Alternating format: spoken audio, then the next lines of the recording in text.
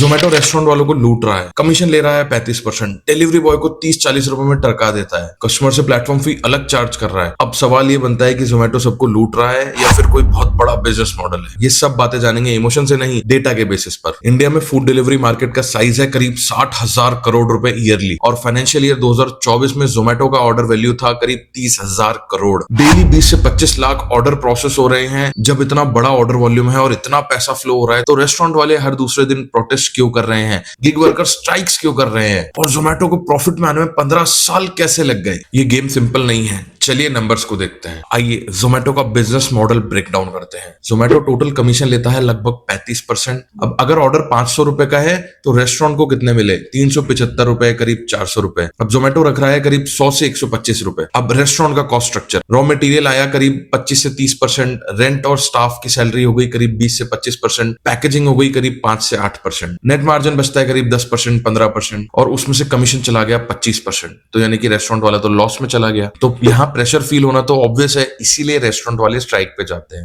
सबसे पहले restaurant owners को मेन्यू अपडेट करना चाहिए कमीशन प्लस एड कॉस्ट के हिसाब से। आप अपने आप प्रॉफिट पे आओगे। कस्टमर से हिडन चार्ज की बात करते हैं। फूड आया 500 रुपए का, डिलीवरी लगी 30 रुपए, प्लेटफॉर्म फीस लगी 5 से 7 रुपए और जीएसटी अलग से। तो जो इफेक्टिव ऑर्डर है वो करीब 550 रुपए का बन गया। प्लेटफॉर्म फी देखने में तो बहुत छोटी सी लग रही है, 5 रुपए, लेकिन रोज के 20 लाख ऑर्डर प्रोसेस हो रहे हैं तो ये हुए 20 लाख इंटू 5 बराबर 1 करोड़ रुपए रोज का, यानी कि ईयरली 365 करोड़ कम से कम जोमेटो के प्लेटफॉर्म फी के बन गए। गिग वर्कर्स की रियलिटी देखते हैं तो जोमेटो के पास लाखों गिग वर्कर्स हैं। पर ऑर्डर पे आउट अप्रॉक्स 40 रुपए से 70 रुपए पर सिटी वाइज वेरी करता है। एवरेज राइडर करीब 18 से 22 डिलीवरी करता है एक दिन में। अज्यूम करो 50 रुपए पर ऑर्डर एवरेज, 20 डिलीवरी 1000 रुपए पर डे। अब इसमें आई fuel cost, bike maintenance, waiting time unpaid, no fix salary, no traditional employ benefit. Effective take home रहता है करीब 20 से 25 हजार रुपए पर सिटी पे डिपेंड करता है और इसी वजह से मल्टीपल सिटीज में गिग वर्कर स्ट्राइक भी हुए हैं। ये मॉडल फ्लेक्सिबल है लेकिन सस्टेनेबल नहीं है। अब बात करते हैं जोमेटो के असली मार्जिन की। फाइनेंशियल ईयर 2024 में जोमेटो ने मोटा प्रॉफिट लॉक किया है, लेकिन कैसे?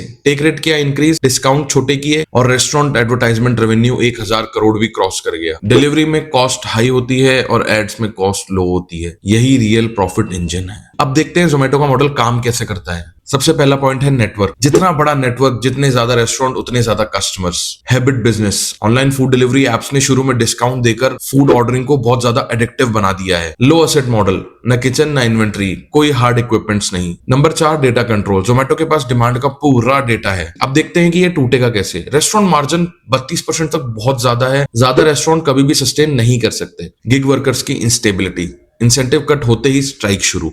लो कस्टमर लॉयल्टी, ज्यादा रेस्टोरेंट होंगे तो लोग सस्ता भी देंगे कंपटीशन के मारे और जो सस्ता देगा कस्टमर उधर ही शिफ्ट हो जाएगा। रेगुलेटरी रिस्क, अगर गवर्नमेंट ने गिग वर्कर्स को एम्प्लॉय स्टेटस दे दिया तो कॉस्ट एक्सप्लोड हो जाएगी। अब देखते हैं कि नए एंटरप्रेन्योर जोमेटो से क्या सीख सकते हैं।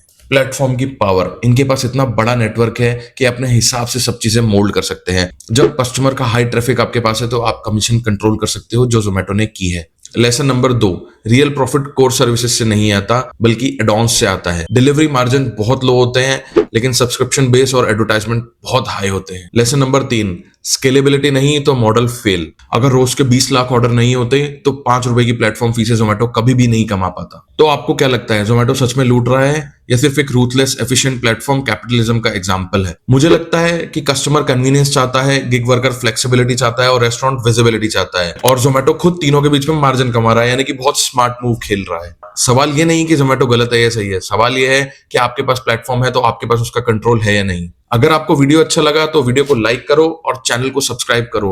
वीडियो को शेयर करिएगा अपने उन दोस्तों के साथ जो एंटरप्रेन्योर बनना चाहते हैं और कमेंट में लिखिए अगली कंपनी का नाम जिसकी केस स्टडी आप चाहते हो। अगर मुझे 100 कमेंट मिले तो अगला वीडियो होगा जोमेटो ऑनबोर्डिंग के लिए।